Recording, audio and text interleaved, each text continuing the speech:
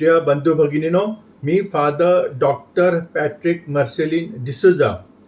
आज मी योहानकृत शुभवर्तमान अध्याय 3 वचन 14 ते 15, जसा मोशेने वाळवंटात सर्पाला वर केले त्याचप्रमाणे मनुष्याच्या पुत्रालाही वर उचलले पाहिजे, जेणेकरून जो कोणी त्याच्यावर विश्वास ठेवतो त्याचा नाश होऊ नये, तर त्याला अनंतकालचे जीवन मिळावे। या वचनावर मनन करत आहे। गुगलवर हा उतारा योहान 3:14 ते 21 उपलब्ध आहे। कृपया हा उतारा वाचा, म्हणजे तुम्हाला हे मनन अधिक चांगल्या प्रकारे समजू शकेल। शुभ वर्तमानाच्या या उतार्यामध्ये योहान 3:14 ते 21 योहान आपल्याला अनंत कालच्या जीवनाचा वारसा मिळण्याबाबत येशूने शिष्याला काय शिकवले होते ते सांगतो। योहान आपल्याला सांगतो की प्रत्येकजण जो विश्वास ठेवतो त्याला त्याच्यामध्ये सार्वकालिक जीवन मिळावे। योहान 3:15 याचे पुढे स्पष्टीकरण करताना तो म्हणतो, परमेश्वराने जगावर एवढी प्रीती केली की त्याने आपला एकुलता एक पुत्र दिला, की जो कोणी त्याच्यावर विश्वास ठेवतो त्याचा नाश होणार नाही, तर त्याला अनंत कालचे जीवन मिळेल। कारण परमेश्वराने आपल्या पुत्राला जगाला दोषी ठरवण्यासाठी जगात पाठवले नाही, तर त्याच्याद्वारे जगाचे तारण करण्यासाठी पाठवले आहे। योहान 3:16-17 ज्याप्रमाणे मोशेने वाळवंटात सापाला वर केले त्याचप्रमाणे मनुष्याच्या पुत्राला वर उचलले गेले पाहिजे, यासाठी की जो कोणी विश्वास ठेवतो त्याला त्याच्यामध्ये अनंत कालचे जीवन मिळावे। योहान 3:14-15 योहान येथे घडलेल्या त्या घटनेचा उल्लेख करतो जेव्हा इस्रायल लोक अधीर झाले होते आणि परमेश्वराविरुद्ध आणि मोशेविरुद्ध बोलले आणि म्हणाले, तुम्ही आम्हाला इजिप्तमधून वाळवंटात मरण्यासाठी का आणले? भाकरी नाही, पाणी नाही, आणि आम्हाला या दयनीय अन्नाचा तिरस्कार वाटतो। गणना 21:5 यामुळे परमेश्वर रागावला आणि अस्वस्थ झाला आणि त्याने त्यांच्यात विषारी साप पाठवले। त्यांनी लोकांना चावा घेतला आणि बरेच इस्रायली लोक मरण पावले। गणना 21:6 इस्रायली लोक परमेश्वराप्रती कृतज्ञ होते।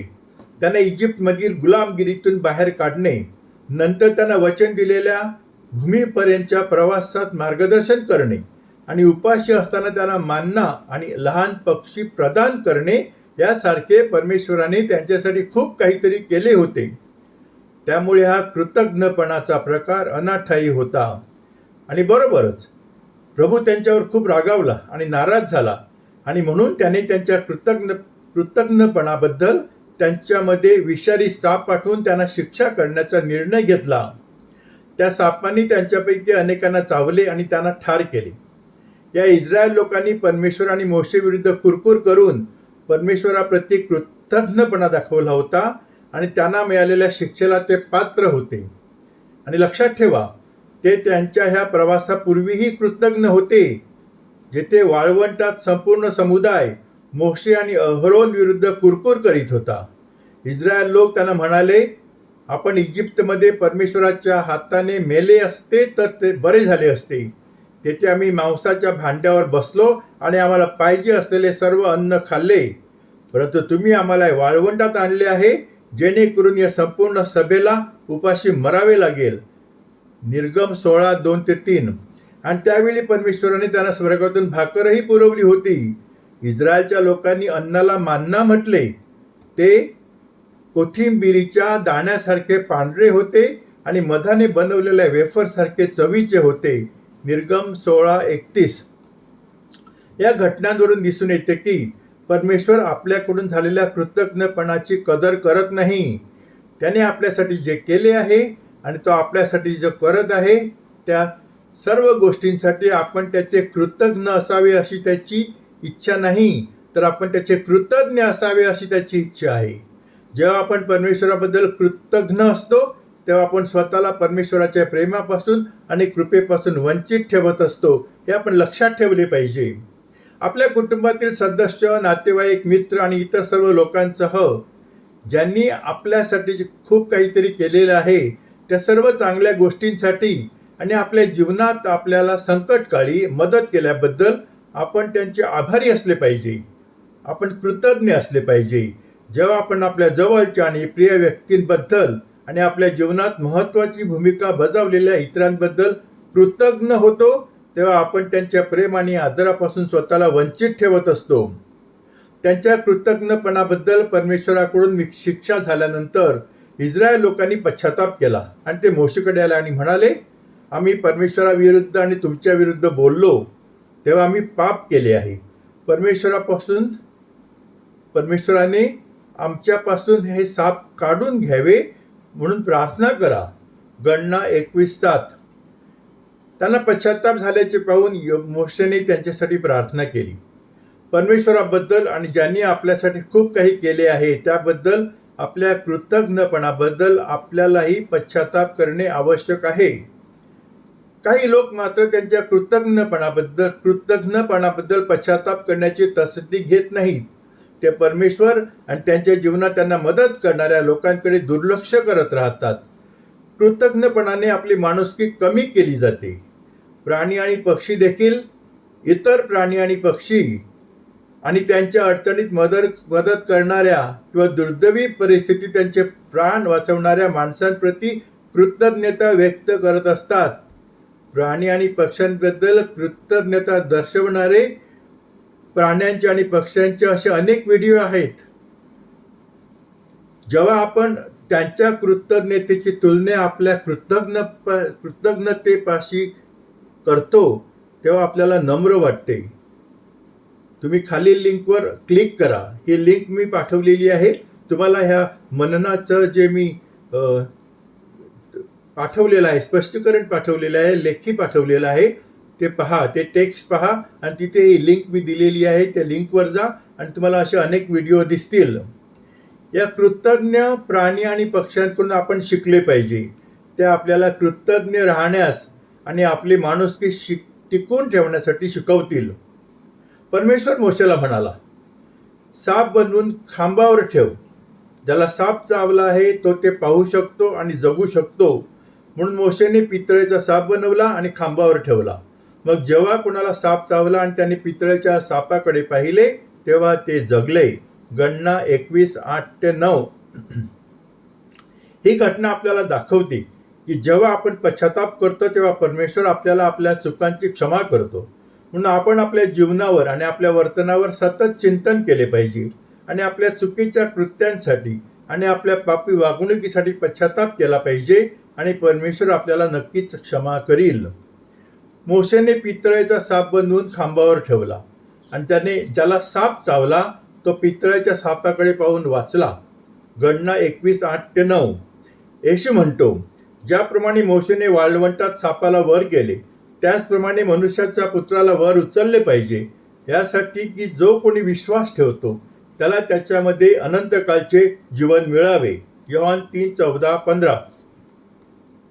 येशू स्पष्ट करतो की जो कोणी विश्वास ठेवतो त्याला त्याच्यामध्ये अनंतकालचे जीवन मिळू शकते. दुसऱ्या शब्दात सांगायचे म्हणजे जो वर उचलला जाईल त्या मनुष्याच्या पुत्रावर विश्वास ठेवतो त्याला त्याच्यामध्ये अनंतकालचे जीवन मिळेल. मनुष्याच्या पुत्राला वर उचलले पाहिजे.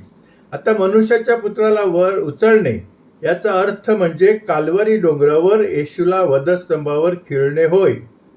योहान आपल्याला समजावून सांगत आहे की प्रत्येक जण जो त्याच्या दुःख सहनाने आणि वधस्तंभावरील मृत्यूने येशूने मानवजातीला वाचवले आहे या सत्यावर विश्वास ठेवतो त्याच्यामध्ये अनंतकालचे जीवन असेल. ज्याला वर उचलले जाईल त्या मनुष्याच्या पुत्रावर जो विश्वास ठेवतो त्याला त्याच्यामध्ये अनंतकालचे जीवन का मिळेल हे स्पष्ट करताना योहान म्हणतो, परमेश्वराने जगावर एवढी प्रीती केली की त्याने आपला एकुलता एक पुत्र दिला, जेणेकरून जो कोणी त्याच्यावर विश्वास ठेवतो त्याचा नाश होऊ नये तर त्याला अनंतकालचे जीवन मिळावे. कारण परमेश्वराने आपल्या पुत्राला जगाला दोषी ठरवण्यासाठी नाही तर त्याच्याद्वारे जगाचे रक्षण करण्यासाठी त्याला जगात पाठवले आहे. जो कोणी त्याच्यावर विश्वास ठेवतो त्याला दोषी ठरवले जात नाही, परंतु जो विश्वास ठेवत नाही तो आधीच दोषी ठरला आहे, कारण त्यांनी परमेश्वराच्या एकुलत्या एका पुत्राच्या नावावर विश्वास ठेवला नाही. योहान 3:16-18. म्हणून जो मनुष्याच्या पुत्रावर विश्वास ठेवतो त्याला सार्वकालिक जीवन मिळेल. याचे कारण म्हणजे परमेश्वराने जगावर इतके प्रेम केले की त्याने मानव जातीचे तारण करण्यासाठी आपला एकुलता एक पुत्र दिला. चिरंतन जीवनाचा वारसा मिळण्यासाठी आपल्याला जे करणे आवश्यक आहे ते म्हणजे येशूवर विश्वास ठेवणे आणि त्याच्या शिकवणीचे आपल्या जीवनात प्रामाणिकपणे आणि मनापासून पालन करणे. जरी तसे करण्यामध्ये अनेक त्रास, अडचणी, छळ आणि मृत्यूचाही समावेश असला तरीही, कारण वधस्तंभावरचा मार्ग हा सार्वकालिक जीवनाचा मार्ग आहे हे आपण लक्षात ठेवले पाहिजे. आणि शेवटी येशूने आपल्याला सत्यानुसार जगण्यास सांगून मनुष्याच्या पुत्राविषयी त्याच्या उपदेशाची समाप्ती केली. सत्य म्हणजे येशू आणि त्याची शिकवण होय. येशूने म्हटले आहे की जे सत्याने जगत नाहीत त्यांची कृत्ये वाईट आहेत आणि म्हणून त्यांना अंधार आवडतो. तो म्हणाला, हा निर्णय आहे. जगात प्रकाश आला आहे, परंतु लोकांना प्रकाशाऐवजी अंधार आवडला, कारण त्यांची कृत्ये वाईट होती. प्रत्येकजण जो वाईट कृत्य करतो तो प्रकाशाचा द्वेष करतो आणि आपली कृत्ये उघड होतील या भीतीने तो प्रकाशामध्ये येत नाही. योहान 3:19-20. उलट पक्षी जे सत्याने जगतात ते प्रकाशाला घाबरत नाहीत, कारण त्यांनी केलेली कृत्ये परमेश्वराच्या दृष्टीने योग्य अशी केलेली आहेत. जसे येशूने म्हटल्याप्रमाणे जो सत्यानुसार जगतो तो प्रकाशात येतो. त्याने जे काही केले ते परमेश्वराच्या दृष्टीने योग्य केले आहे हे स्पष्टपणे दिसून आले. योहान 3:21. हे प्रभू येशू, जगाचा प्रकाश, आम्हाला सत्यानुसार जगण्यासाठी आणि प्रकाशात येण्यासाठी प्रेरणा दे आणि मदत कर. प्रिय मित्रांनो, तुम्हाला माझ्या मननाविषयी काही टिप्पण्या करायच्या असतील किंवा काही सूचना करायच्या असतील तर कृपया माझ्या व्हॉट्सअप क्रमांकावर लिहा किंवा मला कॉन्टॅक्ट करून माझ्याशी बोला. माझा व्हॉट्सअप क्रमांक आहे 7030447934. कृपया हे मनन तुमच्यावर प्रेम करणाऱ्या सर्वांना आणि तुम्ही ज्यांच्यावर प्रेम करता त्या सर्वांना तुमच्या संपर्कात इतर सर्वांना पाठवा, जेणेकरून हे मनन वाचून आणि आचरणामध्ये आणून त्यांना परमेश्वराची कृपा आणि आशीर्वाद मिळतील. यूट्यूबवर माझे चॅनल आहे, ज्यावर तुम्ही माझे सायको स्पिरिच्युअल म्हणजे मानसोध्यात्मिक विषय असलेले व्हिडिओ पाहू शकतात. तसेच बायबलवर आधारित व्हिडिओ पण पाहू शकतात.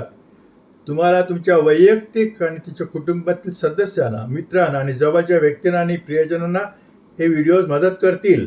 कृपया माझ्या चॅनलला सबस्क्राईब करा, पुरस्कृत करा आणि तुमच्या सर्व कॉन्टॅक्ट्सना सांगा की माझ्या चॅनलला सबस्क्राईब म्हणजे पुरस्कृत करण्यासाठी. माझ्या चॅनलचं नाव तुम्हाला मी सांगितलं आहे, फादर डॉक्टर पॅट्रिक डिसोजा. आता मी तुमच्यासाठी प्रार्थना करतो. हे स्वर्गीय पित्या, हे जे मनन ऐकत आहेत आणि जे ते पुढे पाठवत आहेत त्यांना तू आशीर्वाद दे. त्यांना पवित्र, निरोगी आणि आनंदी ठेव. त्यांच्या सर्व इच्छा, आकांक्षा, स्वप्ने तुझ्या इच्छेप्रमाणे पूर्ण कर. आमेन. आभारी.